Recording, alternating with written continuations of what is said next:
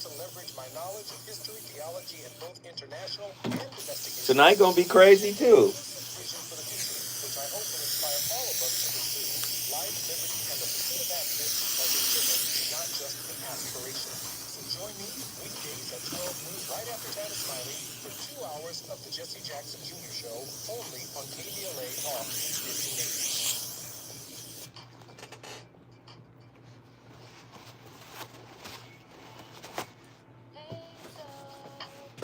Calling your show, 'cause I need to know. Show me which way to go before I throw my man out the door. Okay, hold on a second, Keisha. Just let me ask Ronald exactly what's going on, because it takes two to tango, and I need to hear his side of the story. So she's driving me insane, got stress heavy on my brain. She keeps playing silly games, and I'm about to bring the pain. We seem to fuss and fight every day and every night. Please give some advice so we can see the light. See the light.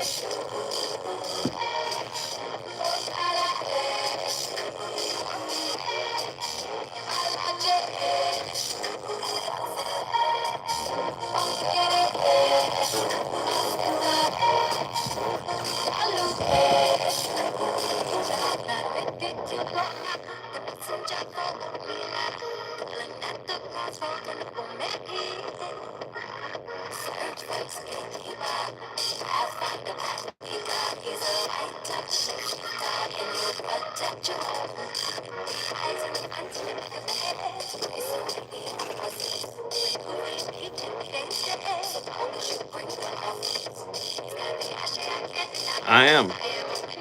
I'm very clear-minded. Hit that like button.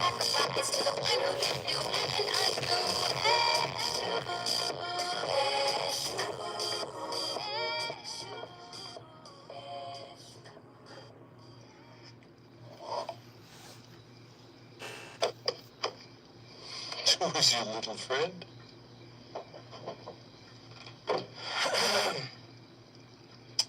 This is Ben. He's an old Joe that lived around here for a long time. And I do mean a long damn time. Old Ben here took care of my daddy and my daddy's daddy till they up and killed over one day. Old Ben took care of me.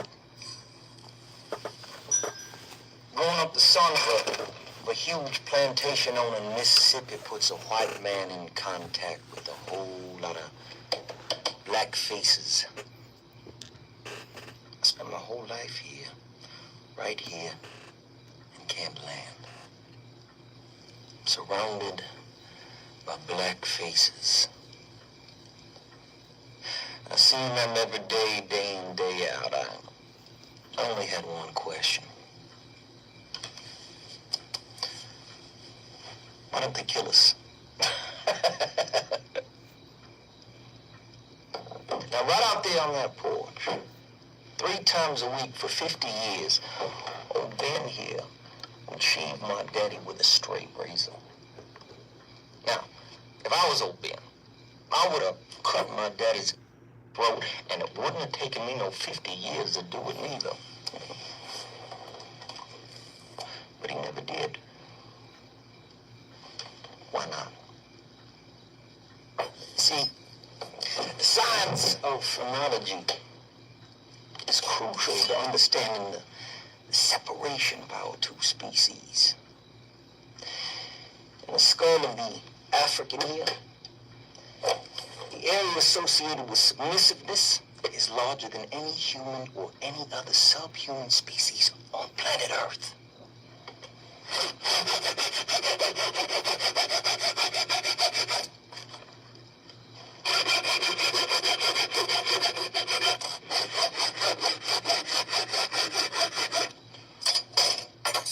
If you examine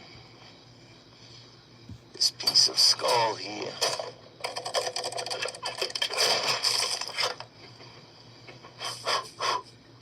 you'll notice 3 distinct dimples. Here, here, and here. Now, if I was holding the skull of an Isaac Newton or Galileo, these 3 dimples would be found in the area of the skull most associated with creativity. But there's the skull of Old Ben. And in the skull of Old Ben, unburdened by genius, these 3 dimples exist in the area of the skull most associated with civility. Now, Bright Boy, I will admit you are pretty clever. But if I took this hammer here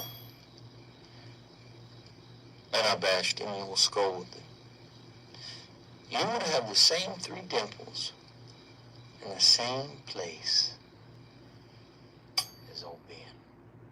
What in the Django is going? It's Monday, and the voice of reason is in the house with another controversial take.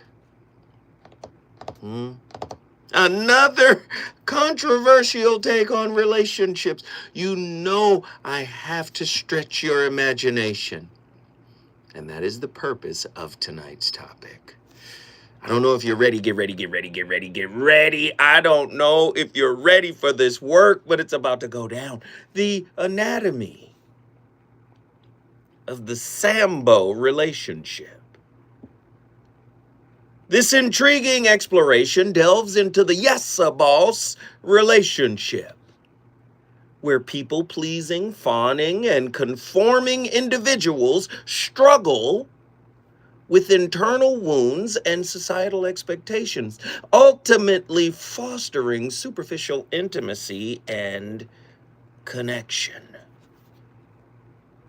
Yessah boss, I'm wounded, and I'd hate to lose you.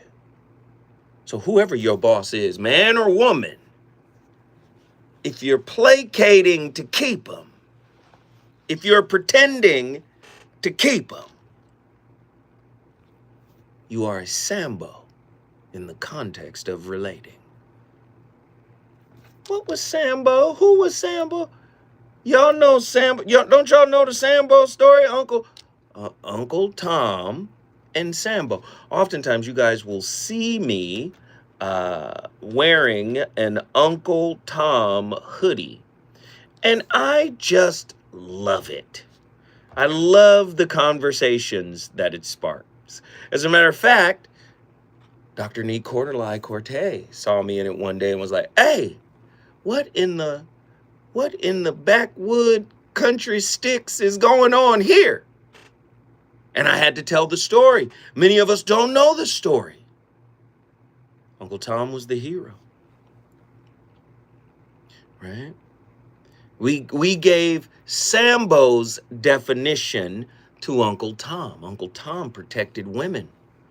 Uncle Tom fought the oppressor. Many of us don't understand the history because it's been obfuscated. Uncle Tom has been turned into a racial slur, a racial epithet, right? Yeah, but that's typically what they do, right? The psychological war never really ends. But a Sambo was bootlicking, complacent, apologetic, right? Performative towards massa. Think Stephen. Well, Stephen was a little rambunctious. He had a little bit more leeway. That was a rambunctious Sambo. But Sambo was the villain. Imagine if you put that in intimate relationship, right? The context of intimate relationships. Right? Sambo, or Stephen, was taken care of, well taken care of, had privileges no slaves had, right? So he was invested in his position, right? And he would do or say anything to protect Calvin. Huh? Beloved brothers and sisters, I stand before you today, not as a radio personality, but as a witness to a sickness in our homes, in our beds, in our very souls. I come to speak about the anatomy of the Sambo relationship, that Yessah boss intimacy, that counterfeit covenant where the self bows low, not before God, but before the false idols of survival, of approval, of acknowledgement and fear.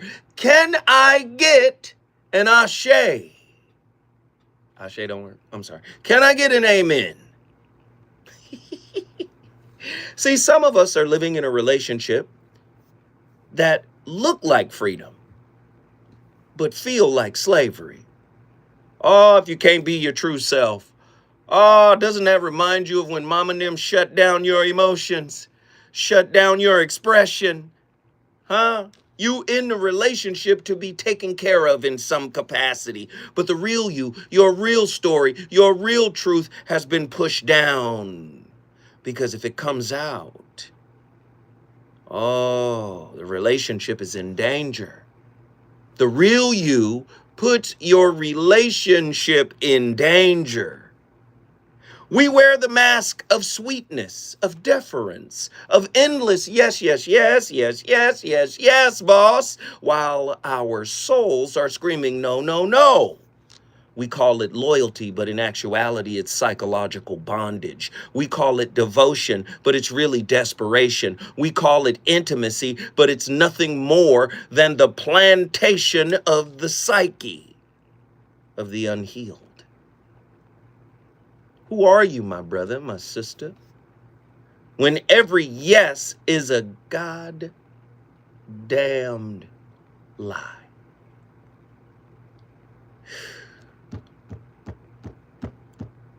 Who profits when you silence your truth? Who benefits from your bowed back and broken tongue? You know you're in a relationship where you can't speak your truth. If your partner really knew how you felt. Oh, Lord, 1-800-920-1580. The Sambo self is not love. It's not humility. It's fear masquerading as fidelity. It is the nervous system's last-ditch bargain with abandonment.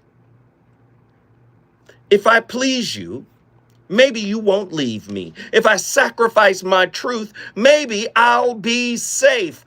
But, beloved, safety purchased with self-betrayal is not safety. It is psychological, psycho-spiritual captivity.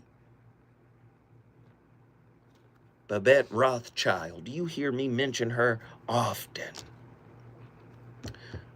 She said the body remembers what the mind forgets. And your body knows when you are lying. Your body knows when you are bribing instead of loving. Your body knows when you are kneeling not to God, but to the observer of fear. Ross Rosenberg called it self-love deficient disorder. Krishnamurti told us it was no measure of health to be well adjusted to a profoundly sick society. And Dr. David R. Hawkins showed us that fawning calibrates not at love, but at shame, at fear, at the basement level of human spirit. So let me tell you plain, the Sambo relationship is not a love story.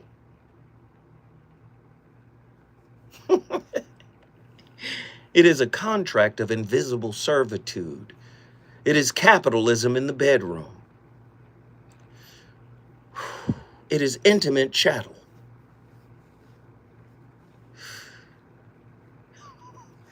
Huh? Sheesh. One partner sits on the throne, the other bows at the foot, and both are damned because neither is free. And here's the counterintuitive truth, church. People pleasing is not kindness, it's actually control. Huh? I'm bartering my best qualities in order to secure my safety. The narcissist says, I will dominate you to protect me. The fawner says, I will erase me to protect you. But both are manipulations. Both are masks. Both crucify authenticity on the cross of fear. Now the question is, what shall we do? Shall we keep dancing on this psychic plantation, singing spirituals of yes, boss, while our souls rot in silence? Or shall we, like the prophet Moses before Pharaoh, rise up and say, let my soul go? Not just to the world outside, but to the overseer inside. To heal, brothers and sisters, is to risk rupture. To say no with integrity, even when it shatters the false peace of appeasement. To betray the Sambo self so that the true self may live. To stand naked before your partner and declare, I will not be your servant. I will not serve your unhealed wounds. I will not be your psycho Sambo. I love me. Or excuse me, if you love me, you must love me unmasked, unchained, unveiled. Are you ready for tonight's topic? Are you in a Yessah boss relationship? Is it Sambo love at the crib? The phone lines are open, 1-800-920-1580. Get at me, let's go! About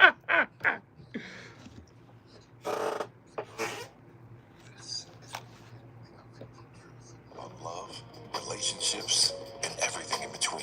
He breaks down relationship dynamics with no-nonsense wisdom and practical advice that actually works. Tackling the questions you're afraid to ask. Who? Answers you need to Who? hear.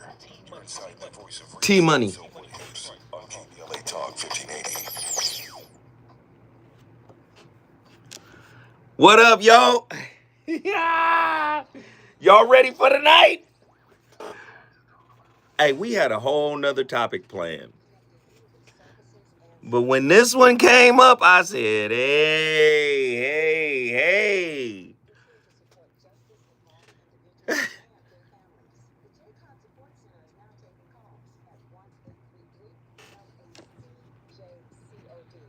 Listen, I work all day long to come up with these topics. Me and my niece, we start early in the morning.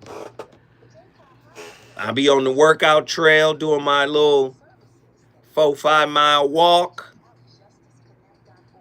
I get niece on the phone.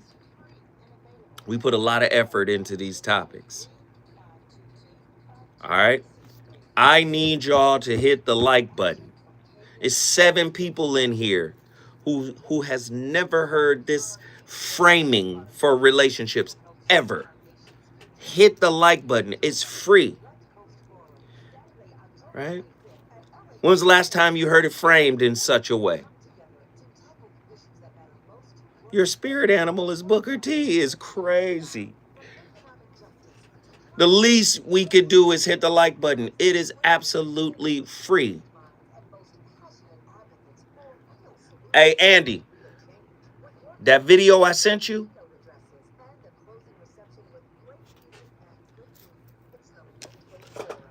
Attila, I had to replace one of your TikTok videos.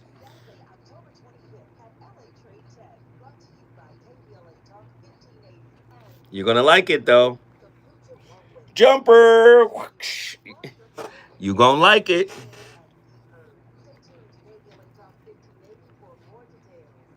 I didn't listen. I couldn't listen. So I didn't choose. I just flipped a coin. This one. Whichever one, and I said, Andy, pick one. Come on, y'all, 13 people. Hit that like button. It gets us in the algorithm. YouTube will promote the channel as if it needs promoting with 74,000 sleeping subscribers. Melanie Waters, peace and love. Zoe, peace and love, y'all. What up, what up, what up, what up? Lloyd Hinton, what up, what up, what up?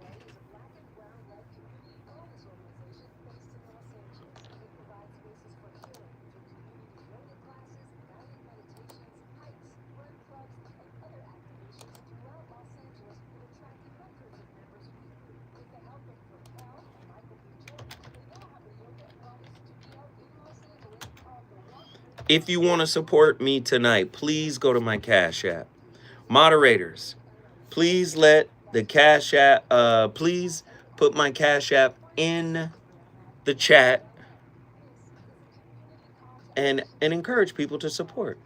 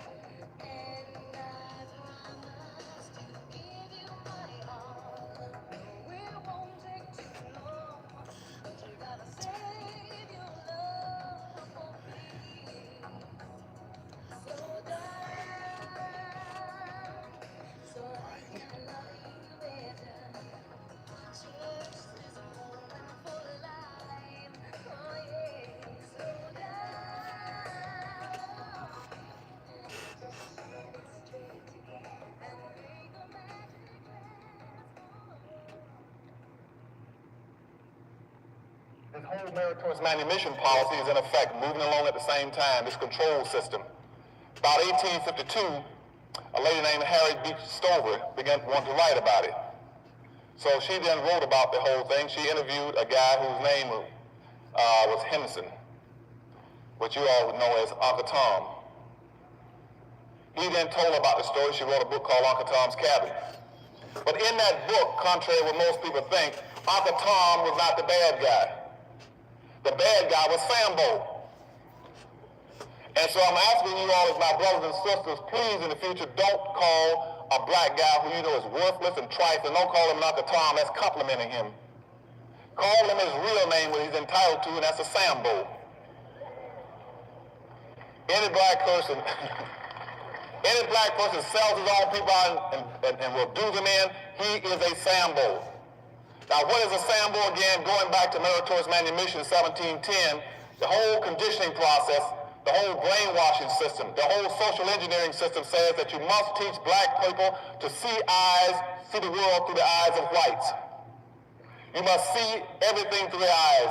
You must accept their values, their superiority, whatever they think and feel, and that way we got you contained.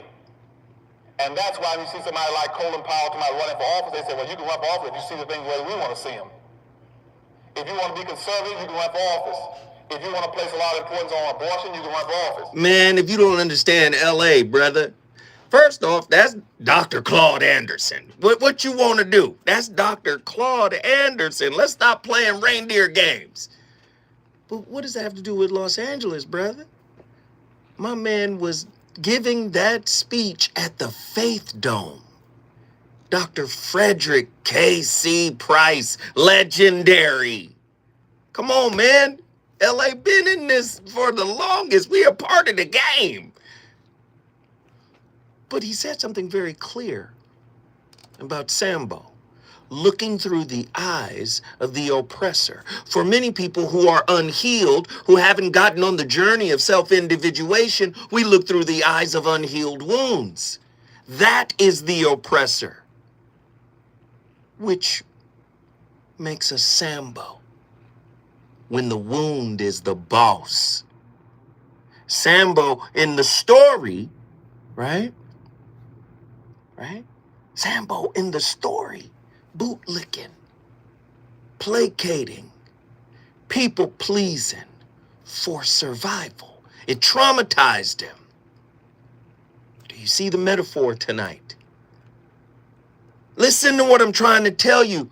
In intimate relationships, if you do not become the master of your wounds, they become the master of you. Now, intimacy built on obedience is not intimacy at all. It is theater. It is a fraud. It is plantation politics.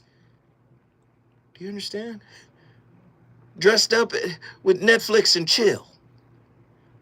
Dressed up with fine nights out and superficial sexual encounters. That's what it is. The only real love is born in truth. Are you hearing what I'm saying? The only real intimacy begins when both partners dare to stand without a mask on, without hierarchy, without master, without servant. That's what unconditional freedom represents. Are you engaged in Sambo love? We're going to find out when we go to the phones.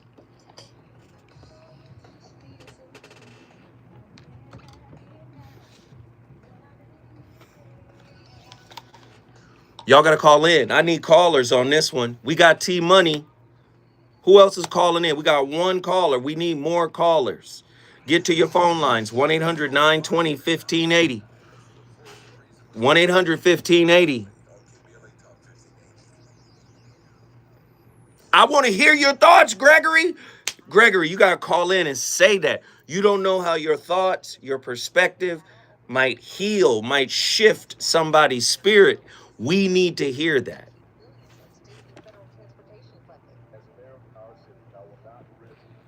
Usual, Lloyd Hinton. Lloyd Hinton is our first Cash Apper.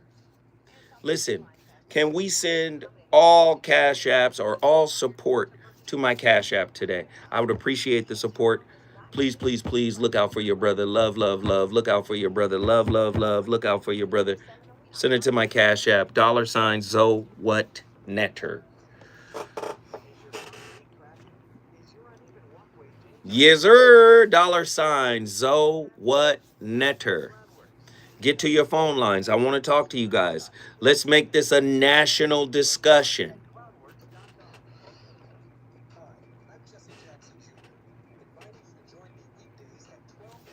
Jumper. Whoosh.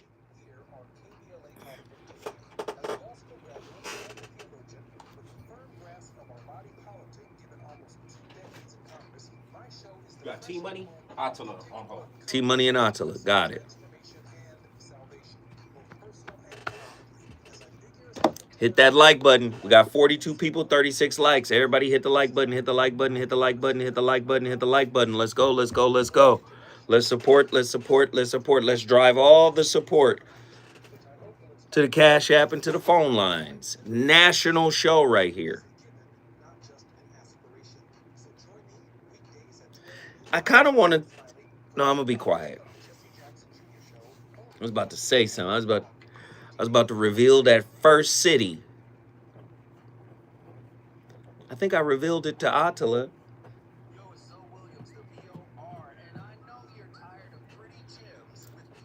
Whatever it is, hush. No, the first city that the... All right, I'll be quiet. Welcome to Huff and Puff, where excuses die and champions Dab at 1221 North La Brea on the corner of Fairview. This ain't a Well, I shared it with Attila. battleground. Certified achiever. The first city that is highly interested in running the Voice of Reason syndicated radio, FM radio. I revealed it to Attila. We got the notification. I can say it. No filters, no fluff, just pain, passion. All right, I'll be quiet.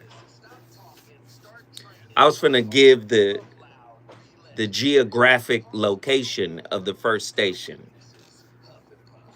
on the syndication side, but I guess I'll just shut on up.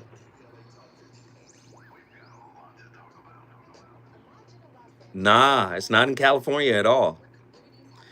Why don't you guess and see if I'll Hey, thank you, Brad. Appreciate that. It ain't nothing but love. Ooh, they coming with the cities. Lloyd, Jay Carter. Ooh, most of us. Ooh. I would guess, but it would be unfair. That's goofy. Why you do that? That's diabolical. I would guess, but it would be unfair. Yep.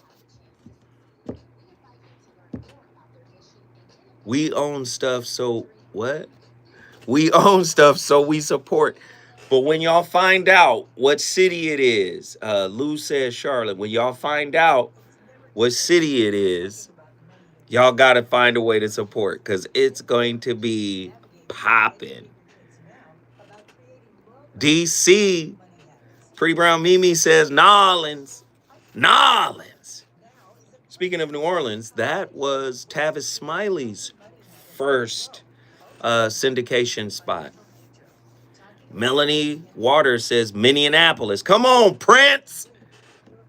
Miami. Ooh, Miami. Houston. Ooh. Murfreesboro. Truemonger Wallen. Detroit, we need it, but I'm not sure. Mimi, you already said New Orleans.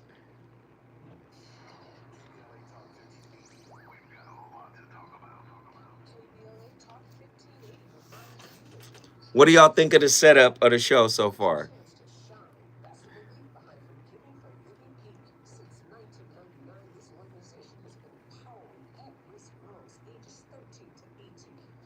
Andy.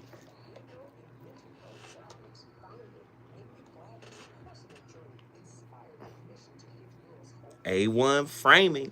I'm going to frame it up now. Andy. Wait, I forgot what I was going to ask. Jack Brazen setup is crazy. What kind of fruitopian? Listen here.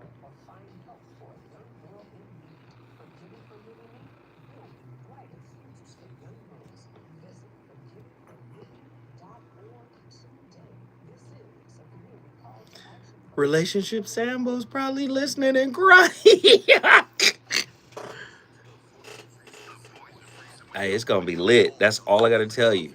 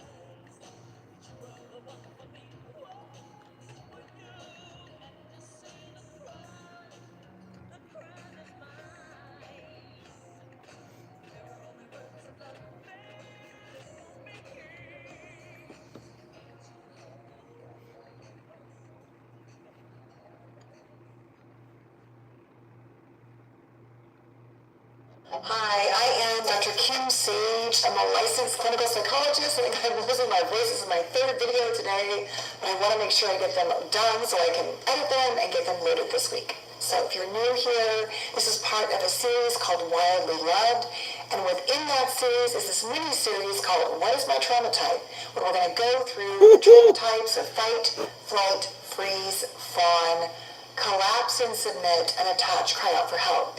And if you're just new today, please check out the videos I've already posted this week based on the fight, flight, and freeze responses. Today we're going to talk about fawn, which is such a common one, I think, for many of us. And basically, this response, like all of these responses, is really meant to help us deal with our feelings of abandonment and alienation and or neglect, lack of emotional safety, and really our attempt to get our needs met in some way in childhood. And so the fawn type has learned that the way to stay safe and to get our needs met is to take care of everyone else and so what we really believe is that we have to sacrifice ourselves. Pete Walker says, and that is in this book, which I'm using this week, Complex PTSD from Surviving to Thriving, highly recommend it, is that the price of admission to relationships is to leave ourselves at the door, right? To say, oh, I don't have any needs, what needs do I have? But I'm really good at taking care of your needs. And we usually are pretty good at it. And so we've learned to mind and mood read around others, to rotate around them, and the caretaking has served us well. Because in our childhoods, in many regards, we had parents who kind of exploited that part of ourselves. We're often very, empathic and kind and loving, but the parents said, yeah, why don't you be my best friend and let's discuss all my life's issues or my relationships, or why don't you also raise your siblings, right? Or let's have some enmeshment here where there's no real separation between me and you, and I can talk to you hurtfully and say whatever I want, and then turn around and try to be a loving parent and like mind screw you. It's such a complicated dynamic. And Pete says oftentimes in this pattern, if this is your like first or second position, that you may have had a parent very likely who was, I would argue, somewhere on the narcissistic. So I love that sister, and I forget her name. Kim Sage. Kim Sage is always cooking, and I love when we play her clips because I just love her framing and how she puts that together. Let me come back. Was the slave in perpetual survival mode on the plantation? Could you make the same case for someone who has not healed or got on the journey of healing? Could they be in a perpetual state of survival? And if so, who's massa? The unhealed wound becomes massa. The people pleasing becomes a wound pleasing movement, right? Nobody took care of massa better than an abused slave. Some abused slaves went so far as to love massa. You saw it as Stockholm syndrome. And you experience Stockholm syndrome when you have a myriad of unhealed wounds. People pleaser, let me show up. Oh, you called it. Kenya Ma'at, number 7, calls it a surrendered spirit.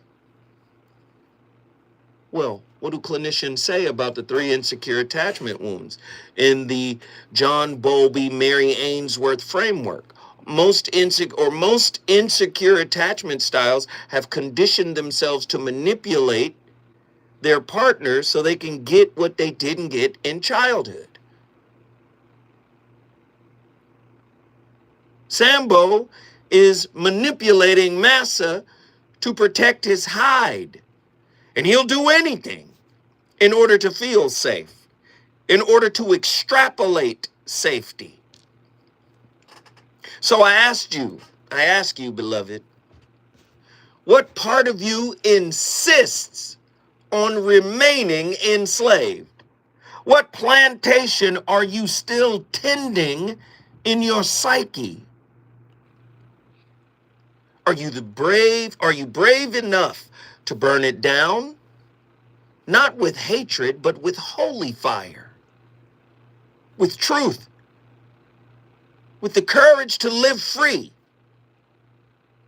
For when you do, you will find what the great Yogananda Paramahansa called the song of the soul. Love not rooted in scarcity, not chained to fear, not but overflowing with divinity. That's where you find the God in you. Abuse strips the God out of you. Neglect strips the God out of you. Abandonment strips the God out of you. But only in your mind, not in reality. Do you see? And when that day comes, you'll have that aha moment.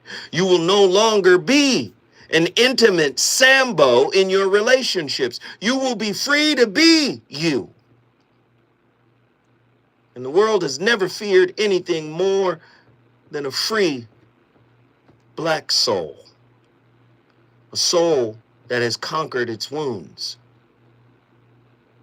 You see? Finally free to love without chains. I got questions. Who is the self you betray each time you say yes when your soul is screaming no? Is the Sambo self an identity or a survival strategy masquerading as love? Come on! 1-800-920-1580. Does fawning intimacy reveal compassion? Or does it disguise fear as alienation? Or does it disguise fear of alienation? And when we talk about alienation, we're talking about the ego. If authenticity threatens survival, what part of you must die to live honestly? Can a relationship sustained by appeasement ever transcend the economics of psychological slavery? Does fawning resemble love, or is it simply the nervous system's last-ditch bargain with abandonment? How much of your loyalty is merely trauma bond disguised as devotion?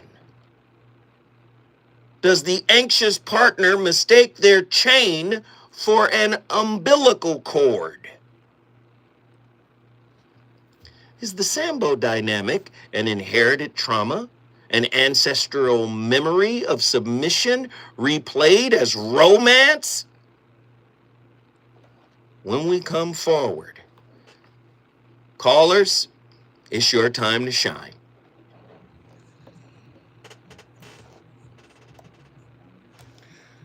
T-Money, you up?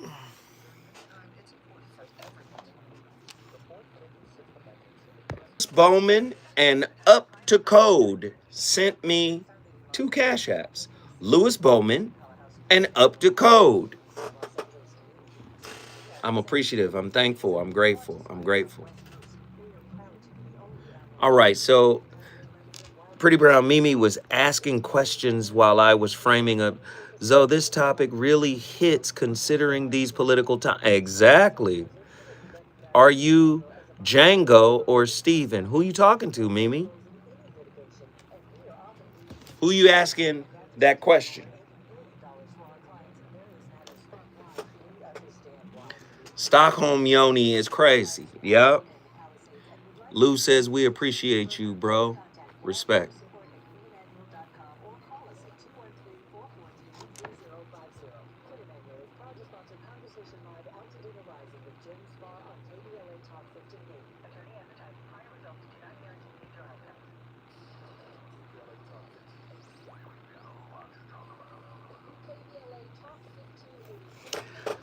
Just know the cities are coming on board. Syndicated VOR. Do you know what makes this show so powerful? It's not just the content. You know what puts this show over the top? It's y'all. It's y'all. It's y'all. The majority of the shows here, with the exception of Tavis, but the majority of the shows here, they mainly get Los Angeles callers. This show gets Houston, it gets Texas, New York, it gets the Southeast, it gets the Northwest, it gets West Coast, it gets the Midwest, it gets all over this, all over the country. And when I met with, don't do that, Attila. When I met with the syndicator, that's what he said. He was like, "This is already a national show, bro."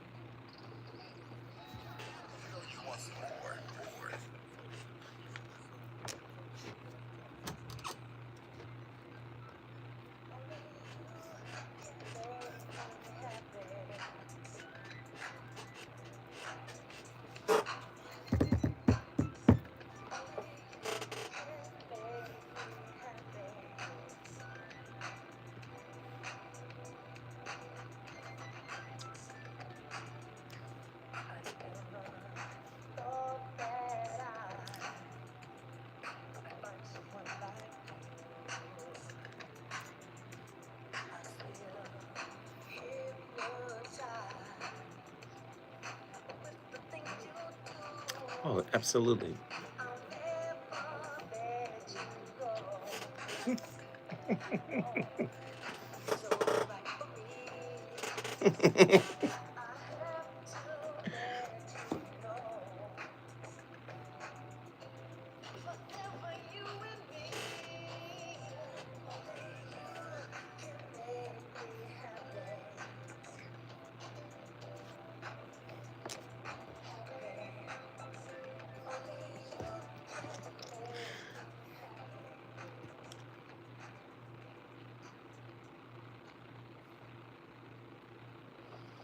To understand this, you have to go back to what young brother here referred to as the house Negro and the field Negro back during slavery.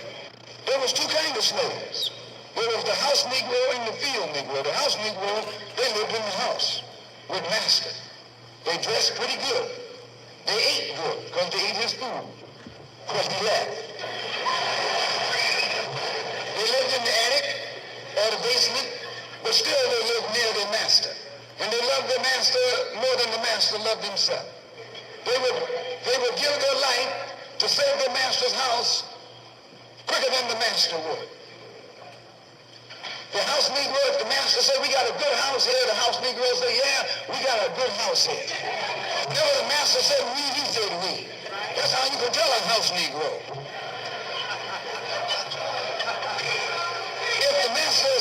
If the master's house caught on fire, the house Negro would fight harder to put the blaze out than the master would. If the master got sick, the house Negro would say, "What's the matter, boss?" "We fit. We fit."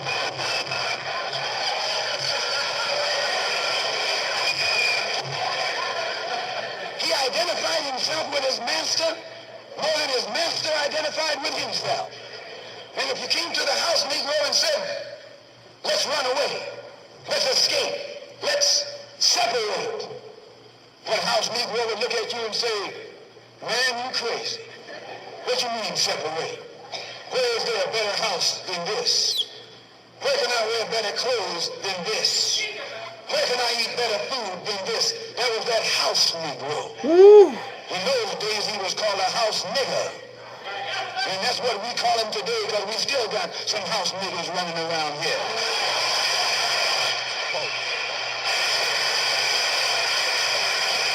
Hey, man, the legendary. Come on. That's one of my heroes in life. I'm sorry. The Prince of Black Men, right there. Malcolm X. Now, recontextualize what he's saying for someone who is a slave to unhealed wounds. They're going to capitulate to the wound. They're going to cater to the wound, just like Sambo and the house slave. Are you a house lover? Just like the Sambo and the house slave would capitulate and people please and jump through hoops for massa because they were in survival mode. Do you see? Are you in survival mode? Oh, I'm getting gifts. I'm being showered with gifts. But your heart is bereft of meaning. True love isn't present, although you're getting presents. You're traveling, you're going everywhere, you're seeing everything, but your heart is longing for that which is real. Are you any different than Sambo? You're an intimate Sambo. What does your body know about truth that your words have been trained to deny? If the Sambo role is a mask, who benefits from the performance? When you please others compulsively, are you loving them or are you bribing them not to leave? Does projection turn lovers into masters and servants rather than equals? Who are you without the performance of sweetness, deference, and niceness? If every yes is a lie, what is the cost of your own false generosity? Right? If the Sambo relationship is the Sambo relationship a love story or an economic contract of invisible servitude, if I bring the bread to the table, woman, you have to conform to my rules. An intimate Sambo. Do we worship love or do we worship the resources we fear losing? If intimacy is purchased through appeasement, does the buyer ever truly respect the seller? Goodness. We got callers on the line. T-Money, Detroit, it's your time to shine. What are your thoughts on tonight's topic? Big brother Zoe, what up, though? What up, though? Man, hey, I can't call it all. You know, I like to begin with the pleasantries, right? Hey, after a fire burst of pleasure that doesn't exist without pain, but it gets greater later. When you mentioned Sambo, it kind of brought something to my forefront, and it made me question tradition. Often in relationship, we are kind of taught how things should be in a futuristic standpoint. Man, you need this. You need to have this job. You need to act this certain way to have this type of woman and maintain this family, and you would be a great man. White picket fence. But where was I taught how to show up as myself? Ooh. Hey, T-Money, don't take your foot off the gas. Keep going. Come on, Motor City, let's go. So I came out Sammy Davis Jr., but I was trying to be out here tap dancing. Come on, Chicken George, what you do? Fiddler. on the roof. Oh, man. But it wasn't until the dark night of the soul became present in myself, whereas this is where it got me feeling indifferent, when I thought that I was able to express from my authentic self, right, that I was then being judged as if, oh, you're a narcissist, you're this, you're that. And in fact, it's like that little boy inside of me crying as, Mama, see me. That's still a relationship, right, with myself, with my parent, with... So you only carry this forward. That's why I state after the fire. Births of pleasure You don't get pleasure first. You have to be alchemized. You have to transform. It means to engulf yourself and then turn you around. And then you now can understand pleasure because you got to know lack to understand abundance. Ooh. Come on, man. Come, I see you. Man. Hey, hold tight. Hold tight. Don't go nowhere because you cooking, brother. I need a few more morsels of that meal. Hey, my brother T Money from Detroit, he's going to come forward with us. Now, listen, as we move forward, the voice of reason has to leave you with a question. Are you in love? Or are you negotiating survival through psycho-spiritual labor? Oh. Does God desire obedience or authenticity in love? When you bow to another's will, are you submitting to the God in them or betraying the divine spark within yourself? Is fawning the shadow form of prayer? Words mouthed without presence of heart. If love is divine union, what demon are we worshiping when we prostrate to control? When I come forward, the voice of reason gonna keep this fire lit.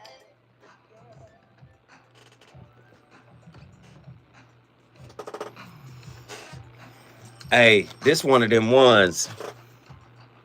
Hey, Andy, we might have to play this one. Yo.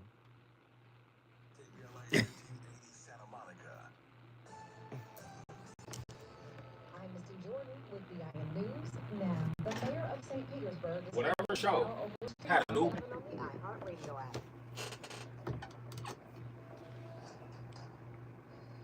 It Up is an initiative to activate student-powered teacher-led learning projects. Students and teachers, how can you spark great learning experiences in your classrooms today? Join at thinkitup.org. At the tone, please record your message. What's up? Mr. Travis Smiley, preach it. Thank you, man.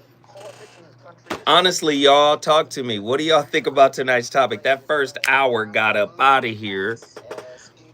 Give me your honest opinion. What do y'all think about tonight's topic? As a white man, I do not agree with this. I am on my black and brown brothers and sisters' side. Fight the good fight. Know that I am part of the resistance. And listen, don't be afraid to go to my Cash App. Drop $2 or $3. That's all we're looking for. Support the best way you know how. If this content is dope to you, support. Your relationship is in trouble, I'm the dude to call. Has your soulmate become your cellmate? Does black love still exist? What Jay are Carter. your bedroom turnoffs, fantasies, and fetishes? Financial infidelity. I'm dating a fat person. Are they worth the wait? Trust me, this gonna be crazy. How about the heavy stuff? The child wasn't his, and you still had to pay child support. It's a very heated Cities are topic. signing up. Mama's baby, daddy's maybe. I just have so many questions I want to ask you. I was like the kid, is this something wrong with that? You told me he had a vasectomy. I'm pregnant. Betrayal has been committed. Hit you with a bad vibes routine. How does he maintain his humposity? He likes it when it pinches the nip. Why can't you open up, brother? I'm a karate man. Karate man on the inside. They don't show their weaknesses. Yeah.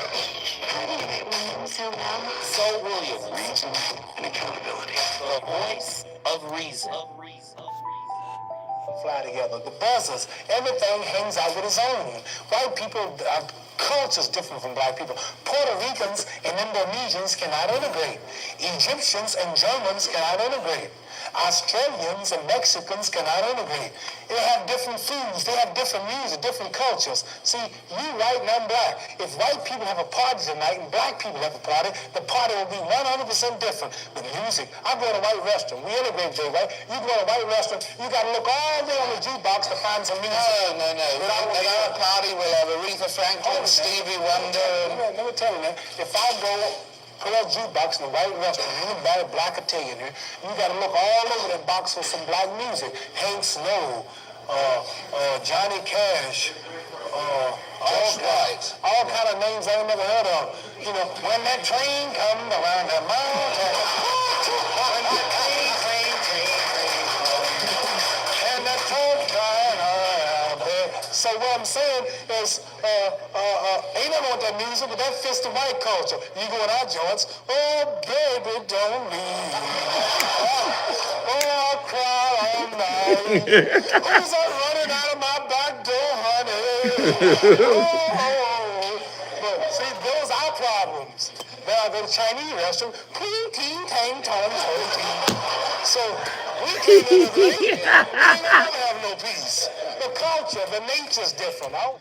Man, another one of my favorite human beings, the great Muhammad Ali. The world has changed a lot since he made those statements. The world is totally different. But what is still true today? Unhealed wounds are no respecters of time. They don't respect time. Do you see? If you haven't gotten on this individuation path, on this self-healing journey, self-healing is intimately tied to self-revealing. You can't heal until you reveal. But many of us have been conditioned to conceal, right? So in the concealing of the wound, the performance is put out front. See, let me ask the question another way. Do men and women enact different intimate relationship Sambo contracts? For men, it's an emotional contract, or an economic contract. And for women, it's an emotional contract. I will show up in the way that you need me to if you provide for all of my needs. I will provide for all of your needs if you give me all of the emotion that I didn't get. See, we're in the business, relationships today are in the business of maintaining wounds. It's just like most of the high-end luxury cars you get now. And not even just high-end or luxury. Every car that you buy off the lot, they got a whole maintenance department that stays in contact with you because they want the money from the maintenance. All right, man, my Audi, hey, when you buy the Audi, you got to buy the tire and brakes package that adds on to your monthly note on the car. Now, you don't have to buy it. You can say, nah, I'll pass. But if you pass and then you get a flat tire, boom, one tire, $850. Pirelli P0. When it's time for the brakes, if you don't add that into the package when you sign to leave with the brand new car, the brakes is $5,600, $6K. So most car companies are in the business because you only sell the car once, but the maintenance is for the life of the car. Do you see? This is how we are in relationships. If you sign up to me, you're signing up for what I've suppressed. And if I provide the bread for you economically, you have to come and give me what I need emotionally. Relationship Sambos, imprisoned, and have to stay in survival mode and performance mode in order to get what they need. Going inside, as Carl Jung said, very difficult to do and hard to do and scary. Most people are afraid to see themselves as they are. They're okay with the Sambo performance. Do you understand? Do you understand what's happening tonight? on the Voice of Reason. Hour number 2, live from KBLA. We got callers on the line. Folks want to talk. I want to talk. Man, the anatomy of the Sambo relationship. An intriguing exploration that delves into the Yessah boss relationship, where people-pleasing, fawning, and conforming individuals struggle with internal wounds and societal expectations, ultimately fostering superficial intimacy and connection. Pretty Brown Mimi, she says, Zoe, sadly, it's true. Some women will nurture, curate a beautiful home if men provide economically. Yeah. But they heart somewhere else. They heart across the country. Their heart is in the past somewhere.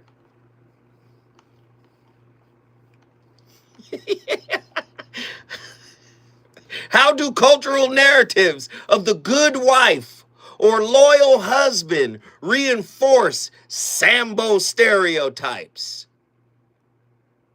Hell, monogamy implies ownership for most broken people.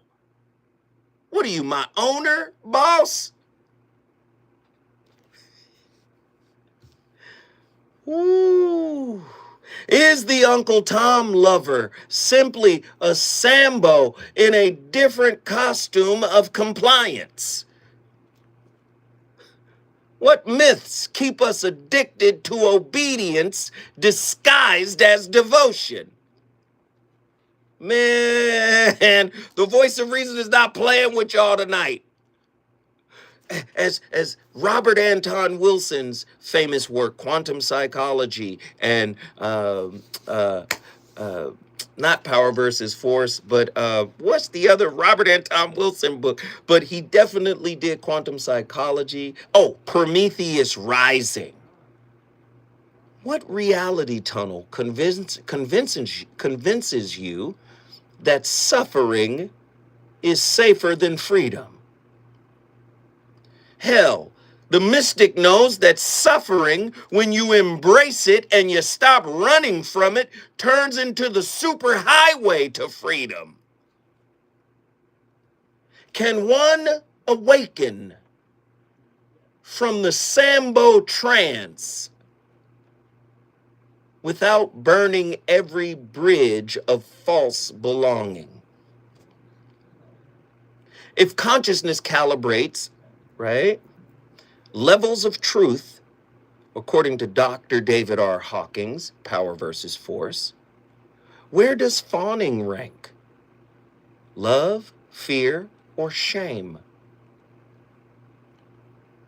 What hallucination of safety keeps you chained to relational slavery? You not even your true self. You are the slave master of your shadow. You keep your shadow chained. You refuse to bring it out of the outhouse. So you're the master of your shadow. You got your shadow chained up. Your mask is its massa. Then when you meet a bigger, deeper shadow that has more, I would say, resources and more provisions and more performance than even you get enamored. And then you start to capitulate to them because they give you a sense of false safety. What hallucination of safety keeps you chained to relational slavery? Can you love someone you fear? And can you fear someone you love? Does people pleasing prove care or contempt? Since you deny the other the gift of truth. This is what our relationships look like. And we got people all over podcasts everywhere talking silly. You're not taking me to the Waffle House for dinner. It's Ruth, Chris, or Vera. We live in a society today where the greatest wealth transfer is in effect. From this year to 2048, baby boomers dying. $124 trillion will be transferred. Where black people at in that massive transfer? Well, I don't eat there. That's because you live by a standard that your slave master wrote for you to aspire to achieve. And then you judge your man or your woman by that standard. Get out of here. Woo. If self-betrayal keeps peace, is it love or is it war on your own being? You got an intrapersonal civil war going on and you want to be happy. Woo! Let's get T-Bunny back in here for his final thoughts. T-Bunny, what are your final thoughts on tonight's topic, sir? My final thoughts is keeping track with relationship dysfunction. Do you also notice in relationship that we run to the doctor when we quote unquote are hurting? In a sense to have someone else fix us when the body gives us the signal first. You got a whole medicine cabinet at home. Sometimes, as us, I feel like, in closing, in short, sit back, relax, take care of ourselves.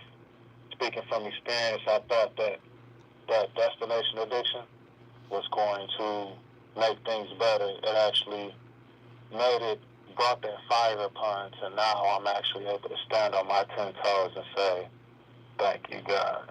Wow. Man, I appreciate the wise words. My brother, guess what you just did? It's my birthday and I brought Detroit in the building. Hello. Happy birthday, good brother. Detroit in the building. Yes, sir.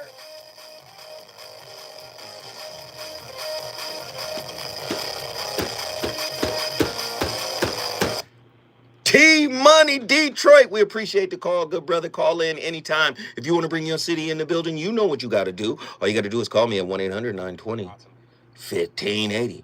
1-800-920-1580. Get to your phone lines. National discussion happening right now. Let's go from Detroit to Houston, Texas. Attila is in the house. Attila Phillips, Houston, Texas. What are your thoughts on tonight's topic?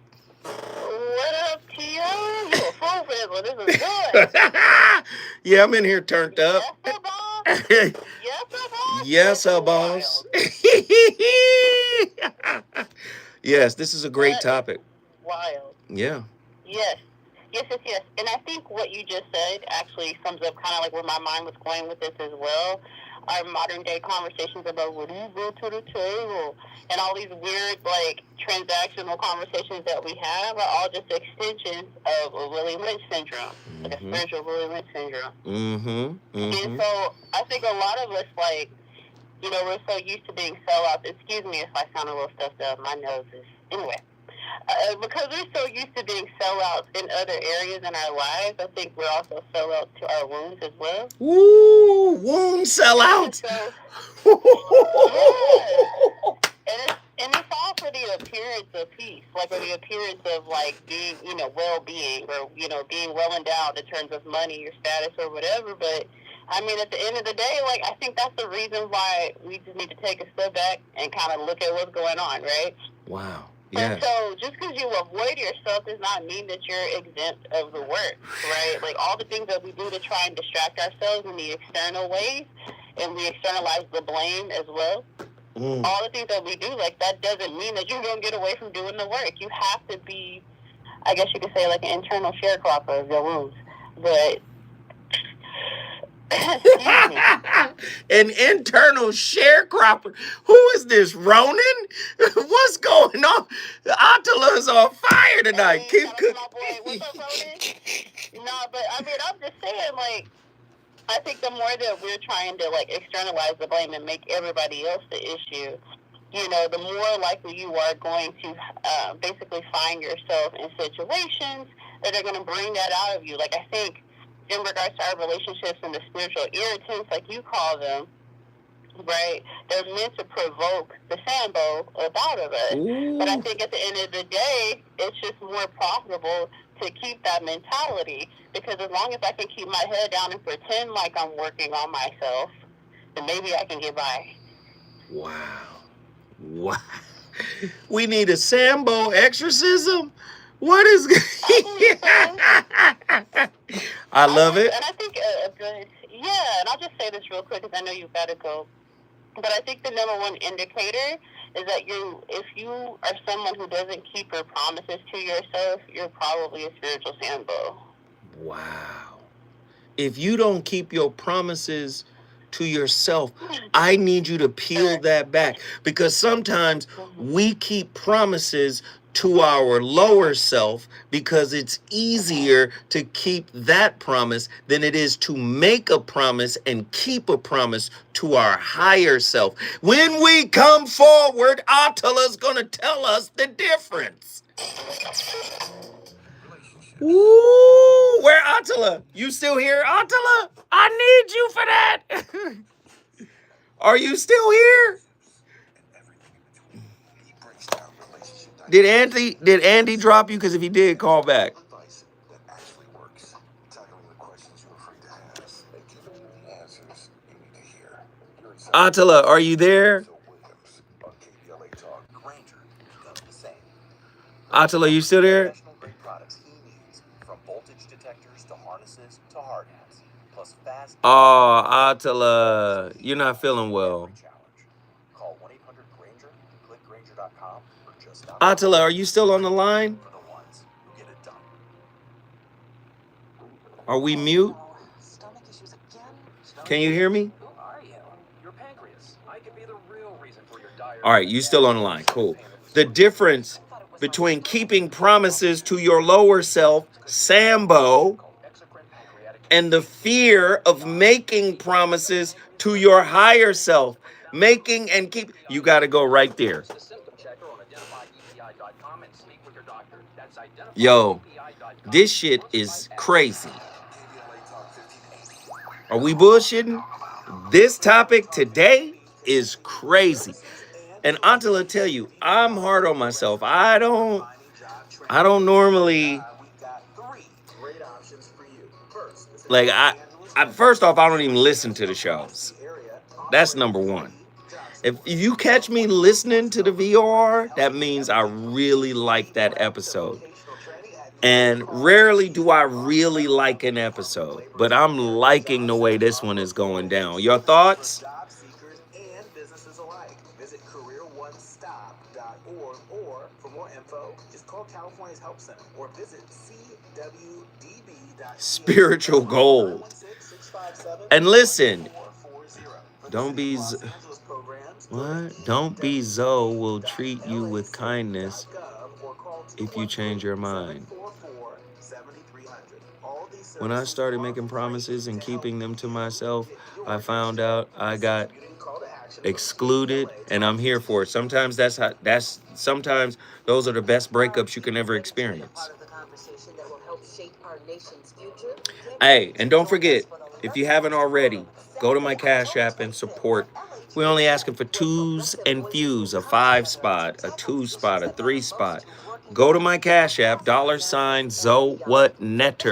if you approve of the messaging that's being laid down today.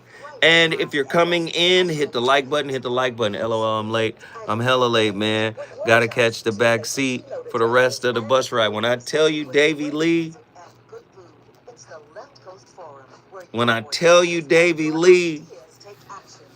Davy, this one of them ones.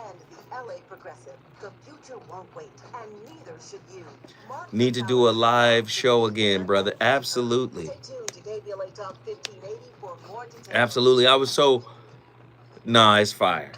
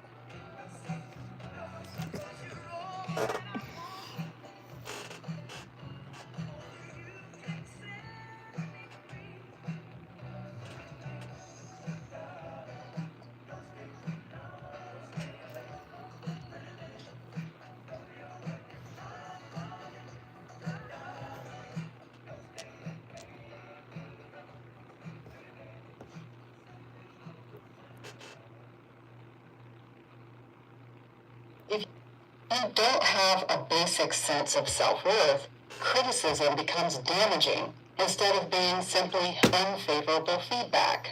So similarly, when you have been programmed to have a negative appraisal of yourself by feeling unworthy, it doesn't matter what someone says or doesn't say, you feel that way about yourself at baseline.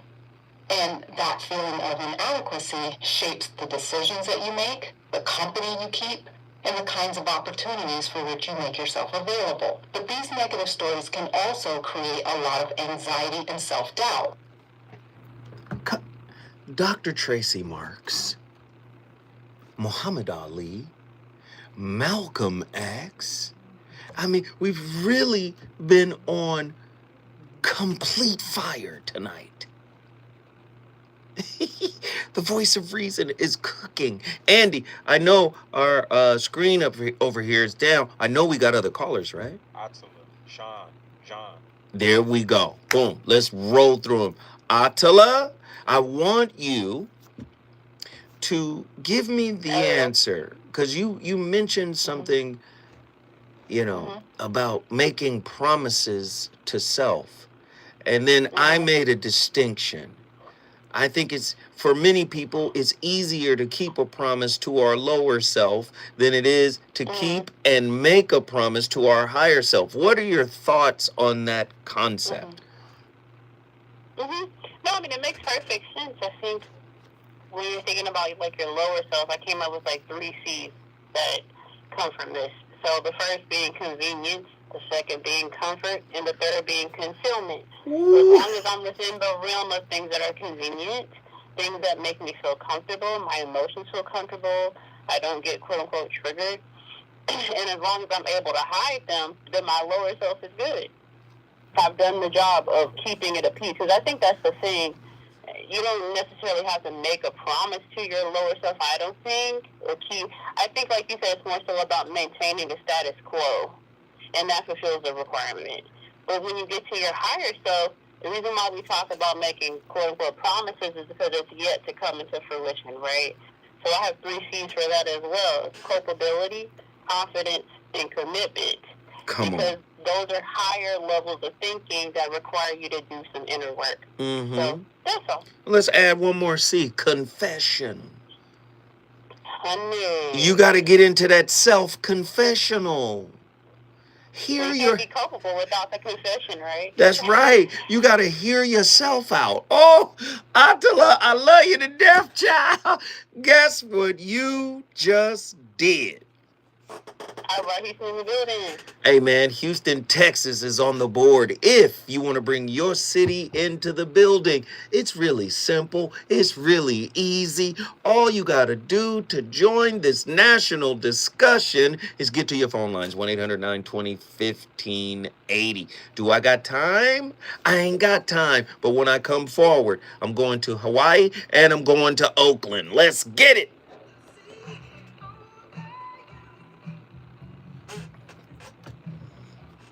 Hey, Attila, you acted a fool. 5, 4, 3, 2, 1. Yo, Attila, the 3 C's is crazy. That was crazy. Whoo. Just gonna take a flight to Dallas. Nah, cities are... No, that's because of me, Pretty Brown Mimi, because I go check to see if I got to shout somebody out. So this is what you'll see. Lloyd Hinton hit us with another Cash App, and Jeremy as well.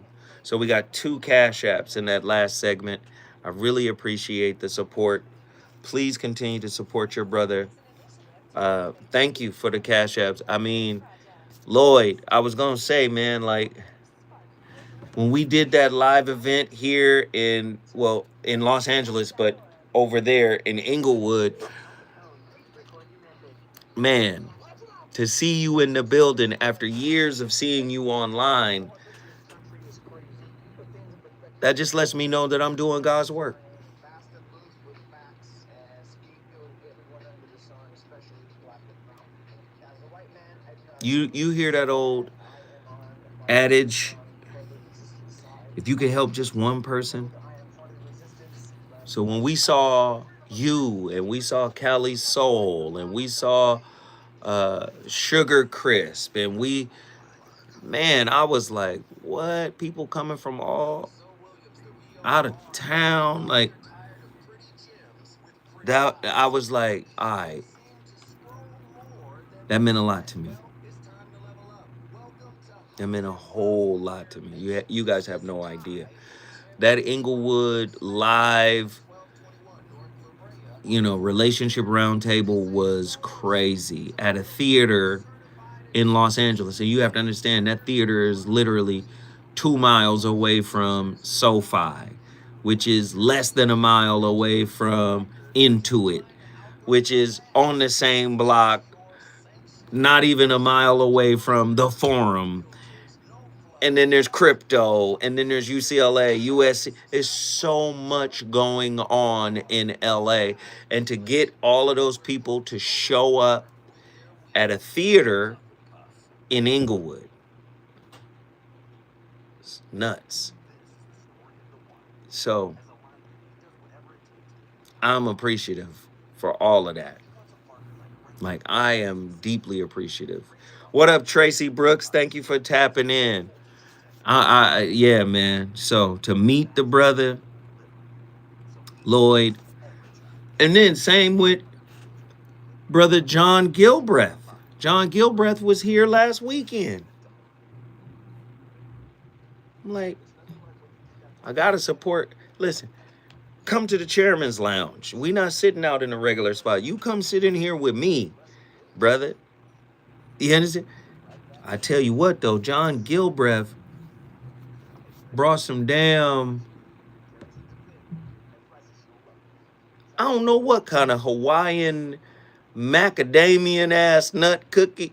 Let me tell you something. Them damn. Listen, I didn't want to say this to John because I didn't see him. He came one day and hung out. I brought him to the show. We smoked cigars. We was chilling.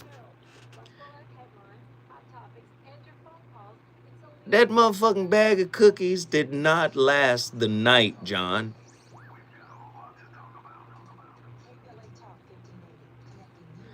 And I'm mad because they was good as fuck. He brought some kind of Hawaiian, I don't know, kind of buttery shortbread macadamian crisp. I ate that whole bag of cook. And I'm in the workout phase. I was like, I'll just eat one of it.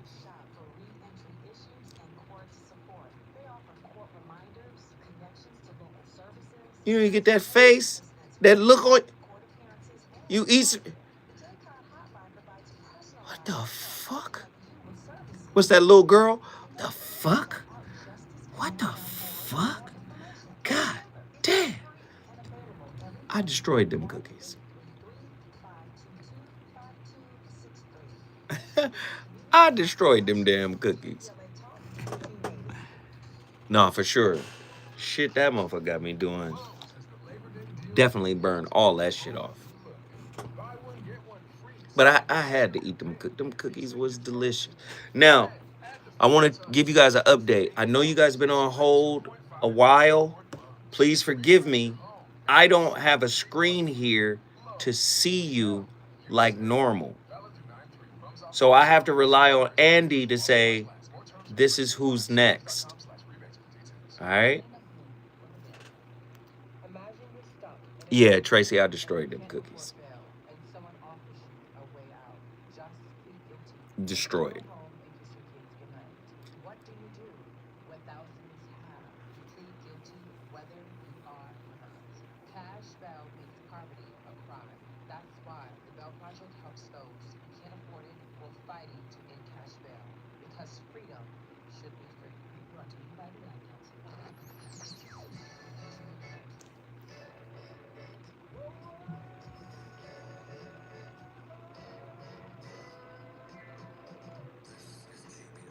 Nah.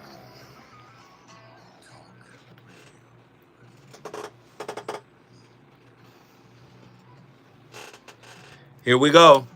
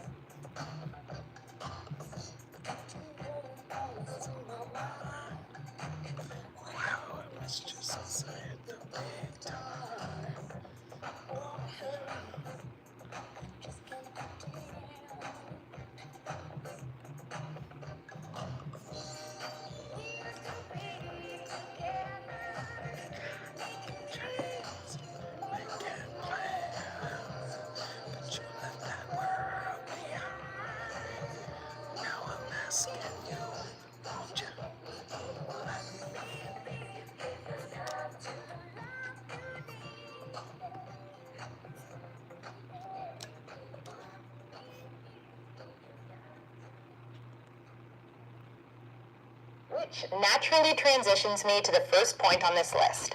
So the first thing I want to talk about today that characterizes a certain degree of recovery from complex PTSD or toxic shame is you're able to look back at your life, including a lot of the chaos and challenge and struggle that has been a significant part of it, and you no longer chalk all of that up to you just being a flawed and defective person.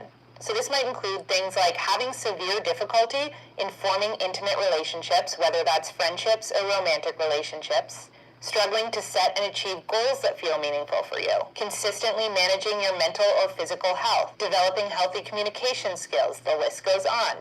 If you don't understand the root cause of these problems, which is, in the case of CPTSD, developmental trauma, it's likely that you're going to spend the majority of your life and your energy managing the symptoms of these problems.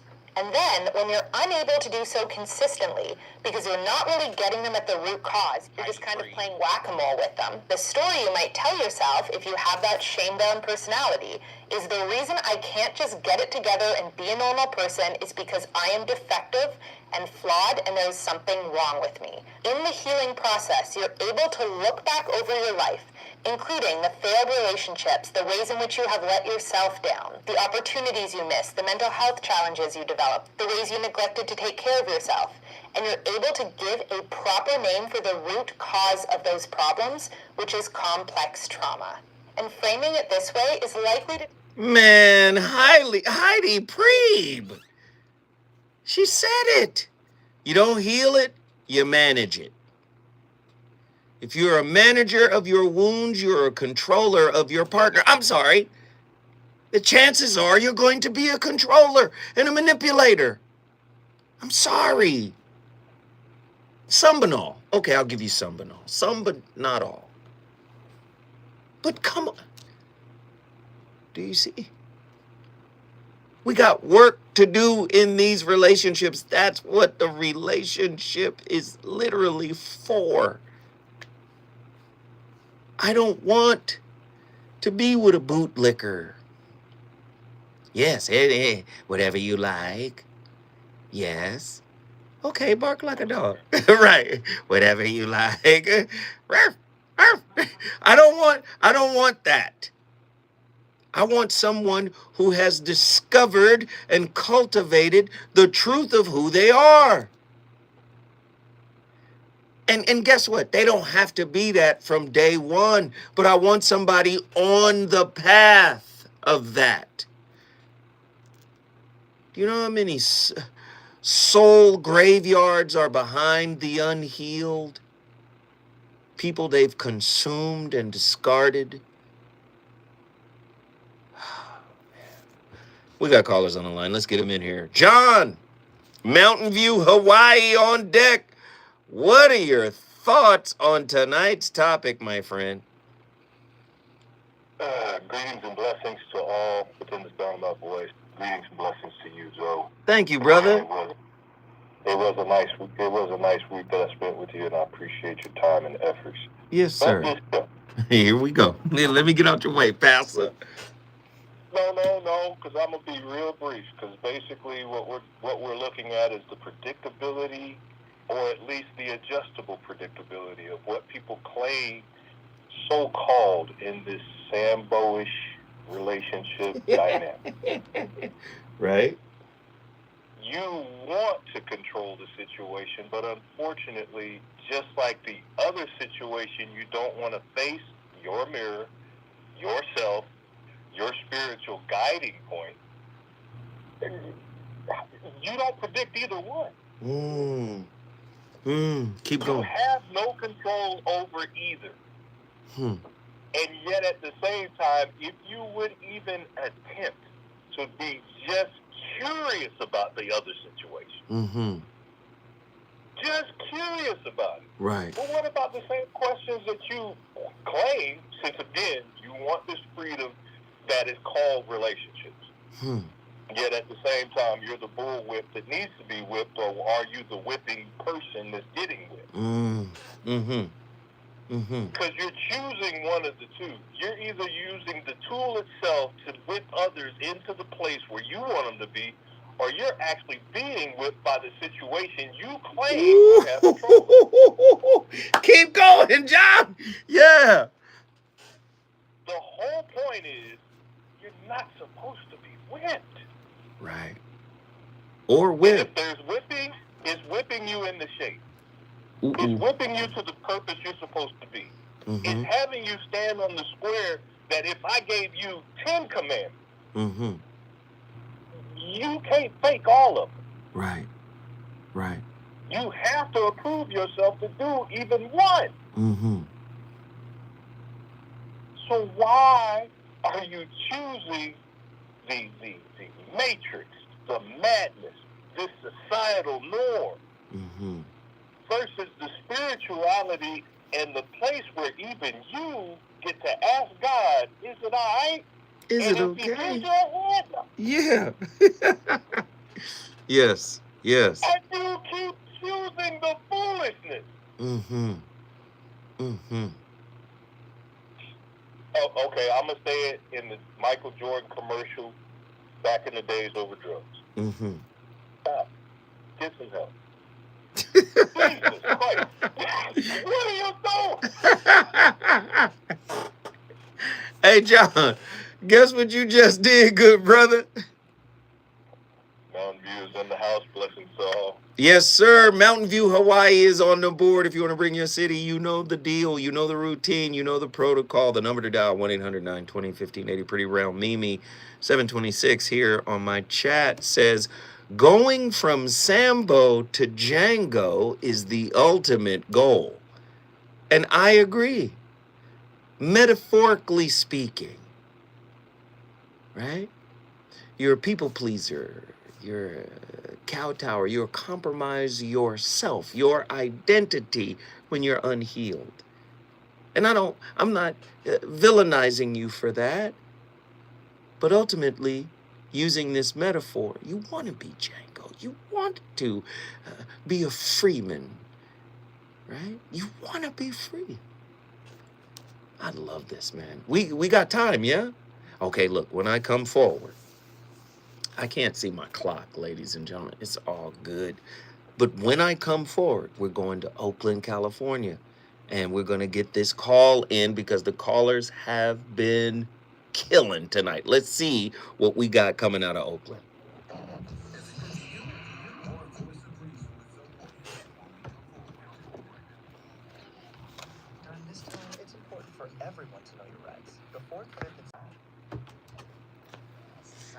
Great, great, great call.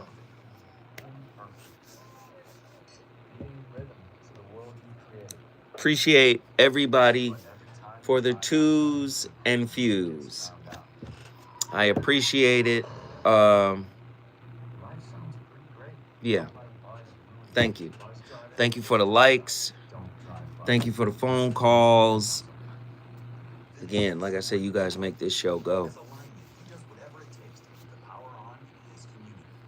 And he wants a partner like Granger who does the same. Granger offers the professional grade. Give us free via Cash App. I would love for people to keep donating and supporting while we're still on the air. This show flew by time-wise. I think we're gonna have about 8 minutes left. An official message from Medicare.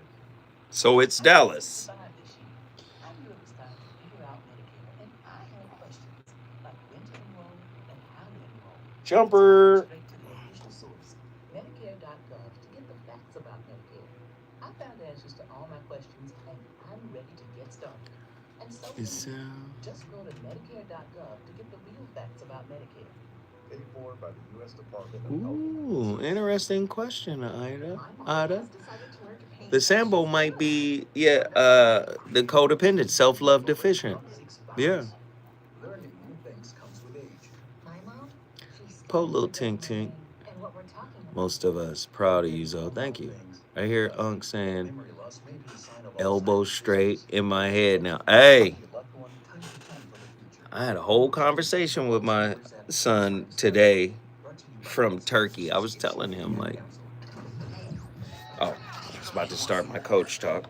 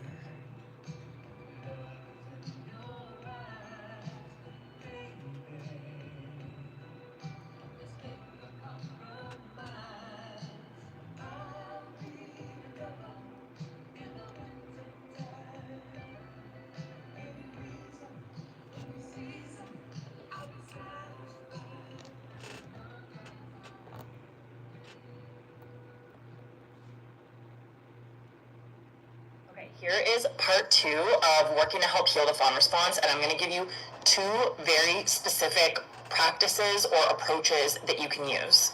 So number 1, when you have been a quote-unquote chronic people pleaser, which is literally just your nervous system conditioning playing out, so this is not a conscious choice that you would ever make for yourself, it's literally your body just trying to make sure you survive, you end up suppressing your own needs for years and years and years, and you put the needs of others above yourself. This tends to make you really, really angry, but you're not allowed to show the anger. You're not even allowed to really feel the anger because, on one hand, this would force you to confront the fact that how you're living doesn't actually feel good. And 2, you're often made to feel that expressing that anger or rage is actually not safe. So approach or practice number 1 is actually exploring your relationship to anger. And I really urge you to do this slowly. Just like with any work when we are dealing with trauma and stress, slow is safe and slow is sustainable. We do not want to go in and open up a big can of worms, something that you have not looked at before, that can actually be re-traumatizing to the body. So even just something as simple as sit for 1 second and just say, do I feel anger? Do I desire to feel anger? Is there anger that is suppressed within me? The kind of flip side of that is Anger/rage and grief go hand in hand. So often what I see when I'm supporting somebody with healing the fawn response, either they'll feel anger and rage first, and after that has been processed, then they actually need to grieve, and or it's the other way around. So just kind of playing around with either your relationship to anger. I love it. It's great information. We all need to get on this healing journey. We got to normalize healing. Because if we normalize, the opposite, what we're normalizing is manipulation. Because that's all these wounded, broken people, such as myself, have been conditioned to do in order to get their needs met. I want to get my final caller on the line. We got our brother Sean from Oakland, California, town business up in here. Sean, what are your thoughts on tonight's topic?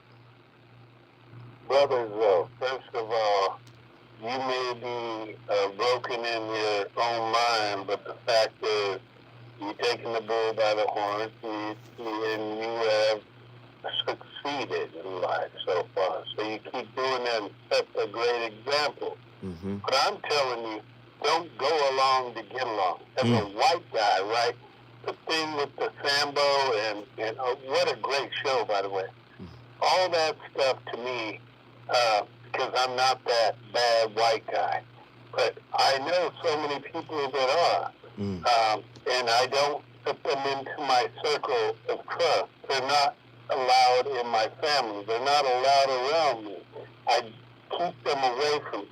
But what they do is anytime you capitulate to those that want to see you, bow down to them, they'll take advantage of it. So never, ever, ever, ever, ever do that. And that's what I see with the Sambo. That's with Muhammad Ali. That's with Malcolm X. That's with everything, by the content of your character. And I'm telling you, all of us have a responsibility to just be good people. We're so diverse here in California that we're fortunate.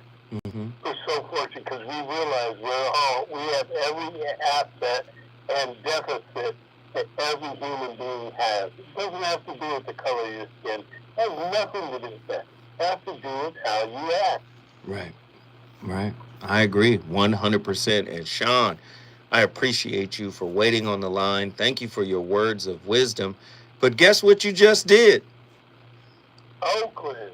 You already know. East Bay, what up? Yee. Oakland in the building. You know how the voice of reason does. Come on, my playlist is my co-host. This is a non-judgmental space where you can come in and share your opinions about anything. I'm not going to give you any pushback. I'm not going to argue with you. It's nothing but love. But the design of the show is to stretch you.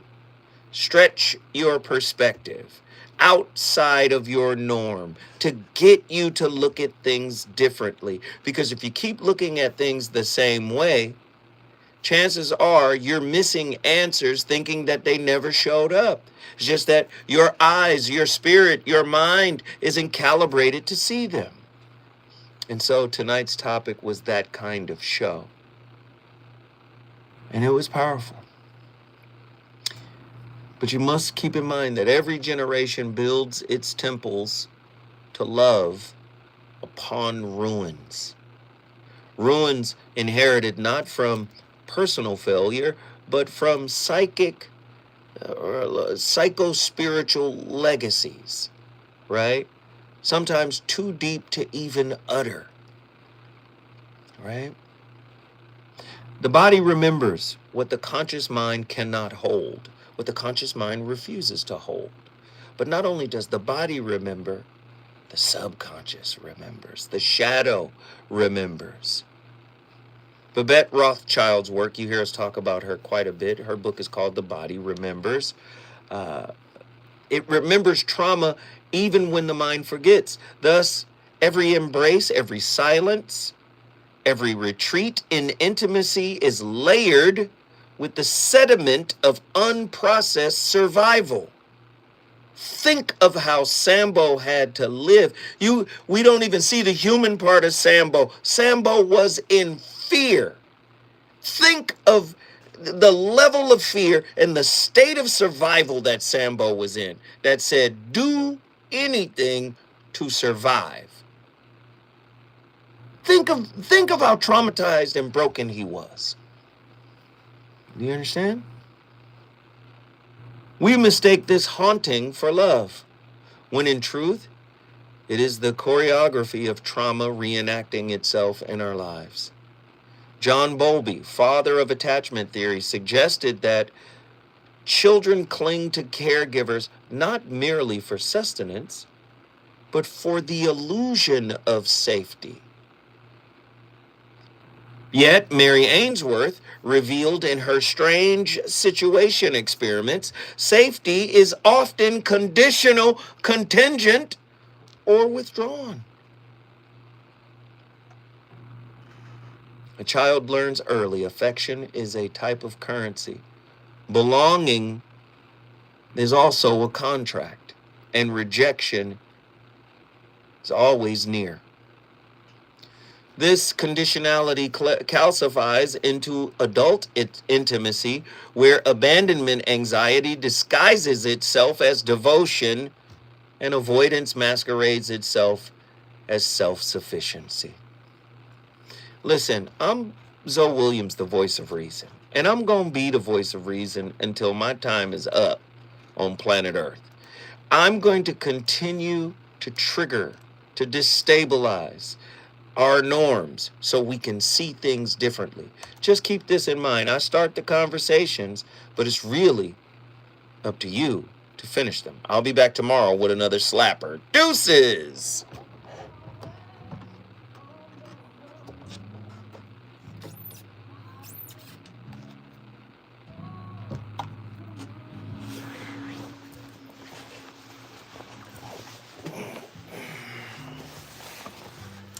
Hey, what up, little boy? My son is in here. What's up, boy?